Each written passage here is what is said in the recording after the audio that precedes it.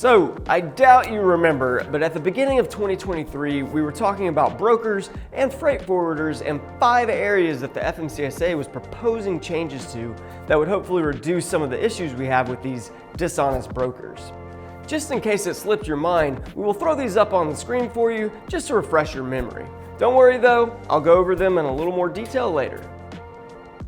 As far as those dishonest brokers go, it has been a long-standing issue where brokers will withhold payment from motor carriers without good reason. This was then leading motor carriers to submit claims to receive payment, and when the claims against an individual broker exceed $75,000, the financial responsibility provider will then submit the claims to a court to determine how to distribute the funds. Now, this is a very time-consuming and costly process for motor carriers, and it can lead them to being paid pro rata or prorated, which unfortunately means they are not getting their full payment. So, with these changes, which are now official, motor carriers will be more protected. But let's cover each of these areas real quick. Number 1, assets are readily available. Now, the rule requires brokers or freight forwarders to meet the MAP 21 requirement to have assets readily available, which will be done by maintaining trusts that meet certain criteria.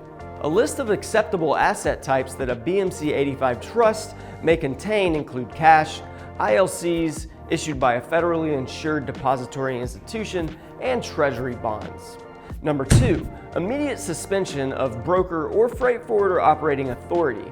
The final rule will allow the FMCSA to suspend the operating authority registration of a broker or freight forwarder when its available financial security falls below $75,000. Number 3, surety or trust responsibilities with broker or forwarder failure or insolvency.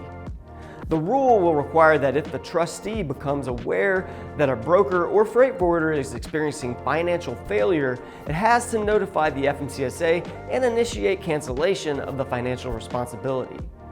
Number 4, enforcement authority. This rule implements the MAP 21 requirements around suspension of a trust fund provider's authority under certain circumstances.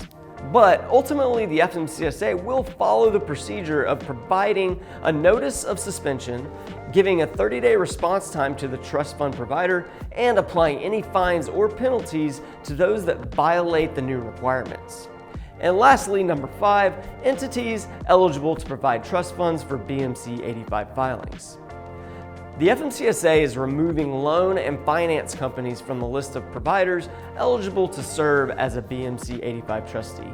The reason behind this is that they are not subject to the rigorous federal and state regulations that apply to chartered depository institutions or insurance companies. There are a lot more details to the changes in these 5 areas, so we will add the link to the full article below for your review. If you have any questions or are interested in a quote, you can call or email us or fill out the form below and we can help you out.